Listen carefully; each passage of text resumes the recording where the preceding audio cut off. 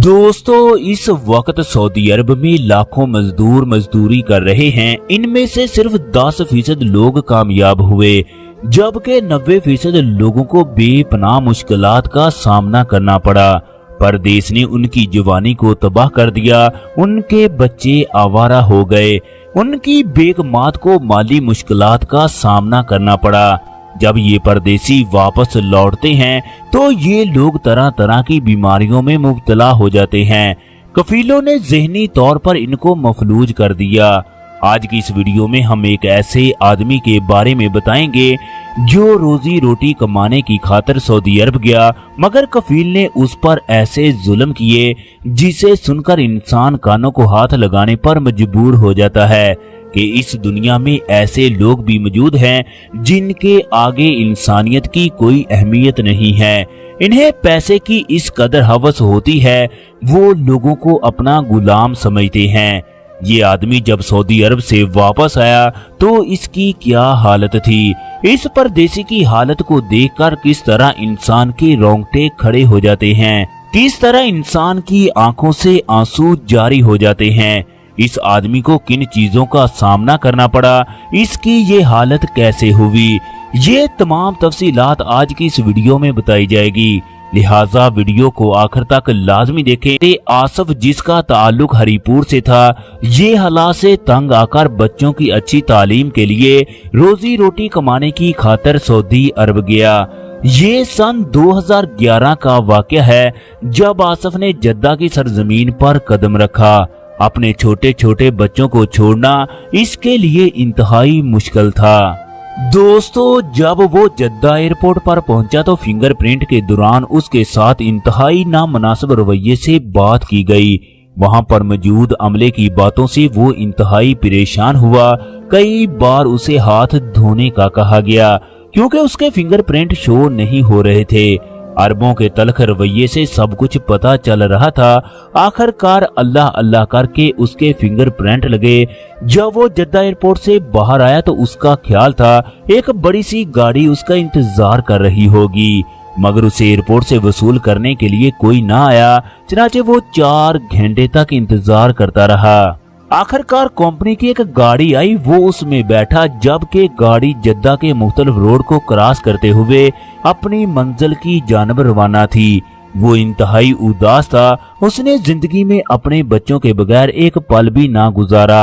उसने जद्दा की सड़कों पर परदेसियों को देखा, कोई काम से वापस आ रहा था तो कोई सब्जी रोटी उठाकर चल रहा था। आसफ गाड़ी में बैठकर सोच रहा था, न जाने उसके 2 साल किस तरह गुजरेंगे। इतने में गाड़ी एक जगह रुकी। सूडानी ड्राइवर ने उसे इशारे से सामान को उतारने का कहा। इसके बाद वो मोहम्मद आसफ को एक बड़े घर में ले गया जिसके गिर्द बेशुमार कमरे मौजूद थे। हर कमरे के आगे बदबूदार जूते और कपड़े लटके हुए थे। उस घर के सहन में बदबूदार पानी खड़ा था।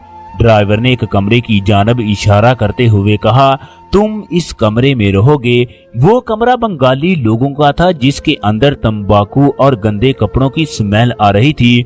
वो कपड़े को नाक पर रखकर अंदर दाखिल हुआ। उसने कमरे में सामान को एक जगह रखा। इतने में उसके लिए खाना भी आ गया। आसफ ने खाना खाया, फिर चारपाई पर जाकर लेट गया। सफर के दौरान वो इस कदर थक चुका था कि वो स्मेल में पूरी रात सोता रहा, मगर उसे कमरे में मौजूद किसी भी चीज के बारे में कोई खबर नहीं थी। अगले दिन ड्राइवर उसे हेड ऑफिस ले गया। चनाचे आसिफ को एक साइड पर काम करने के लिए भेज दिया गया।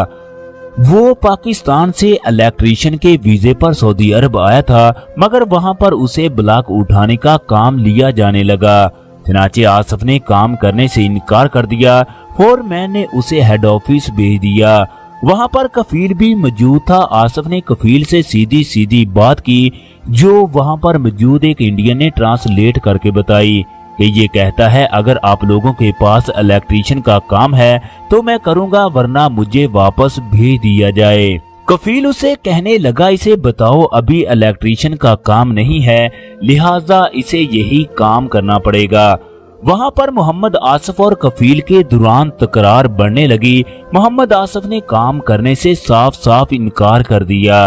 उसने कहा इसे अभी के अभी टिकट देकर वापस भेजा जाए। इसी दौरान कफील को गुस्सा आया। उसने आसिफ के चेहरे पर एक थप्पड़ लगाया। इसके बाद ड्राइवर को कहा इसे मेरे फलां मजरे पर छोड़ कर आओ, ये वहां पर काम करेगा, इसकी अकल ठिकाने आएगी। चनाचे मोहम्मद आसिफ को जबरदस्ती एक गाड़ी में बिठाकर रब्बुल खाली के नजदीक एक मजरे पर छोड़ दिया गया। वहां पर दूर दूर तक सहरा ही सहरा दिखाई दे रहा था। अब आसिफ मजरे पर कफील की बकरियां चराने लगा। वो दिन रात अपने बच्चों को याद करके दिन भर रोता रहता। उसे 2 महीने हो गए अपने बच्चों से बात किए हुए। पाकिस्तान में उसकी बीवी और बच्चे भी परेशान थे कि बाबा ना जाने किस हालत में होंगे। मोहम्मद आसिफ को सहरा में रहते हुए 1 साल हो गया। मुसलसल 1 साल तक रोने से उसका ज़हनी तवाज़ुन खो गया। उसने कभी रोना शुरू कर दिया तो कभी मुस्कुराना शुरू कर दिया। चनाचे ये बात कफील तक पहुंची। उसने मोहम्मद आसिफ को अस्पताल में दाखिल करवाने का कहा, मगर अस्पताल में भी उसे कोई अफाका ना हुआ। चनाचे 1 साल के बाद उसे जहाज की टिकट देकर एयरपोर्ट के अमल से साज़बाज करके उसे जहाज में बिठा दिया गया। इसके बाद उसे पाकिस्तान भेज दिया गया। लाहौर एयरपोर्ट से बाहर निकलने के बाद उसे कुछ पता नहीं चल रहा था उसने कहां जाना है। चनाचे वो लाहौर की गलियों में घूमने लगा। लोग उसे बचा हुआ खाना दे देते। इस तरह मुसलसल 1 साल और गुजर गया। एक दिन आसिफ के गांव का एक आदमी जो लाहौर में काम करता था, उसने आसिफ को पहचान लिया। इसने आसिफ की बीवी, बच्चों और भाइयों को इतला दी, जो लाहौर पहुंचे। मोहम्मद आसिफ की हालत को देखकर उनके रोंगटे खड़े हो गए। चनाचे उसे अस्पताल पहुंचाया गया, जहां कई महीने उसका इलाज जारी रहा। अब मोहम्मद आसिफ कभी ठीक हो जाता है, कभी वो समझदार बातें करता है तो कभी ज़हनी तवाज़ुन खो बैठता है। ख़वातीनो हज़रात, परदेसियों की जिंदगी इस तरह की होती है। इनके लिए हमेशा दुआ करनी चाहिए। अल्लाह रब्बुल इज़्ज़त तमाम परदेसियों को अपने हिफ्ज़ो ईमान में रखे। ख़वातीनो हज़रात, परदेसियों की जिंदगी मुश्किलात से भरी पड़ी हैं। इन्हें परदेश में रहकर न सिर्फ कमाना पड़ता है, बल्कि इन्हें तमाम काम भी खुद करना पड़ते हैं।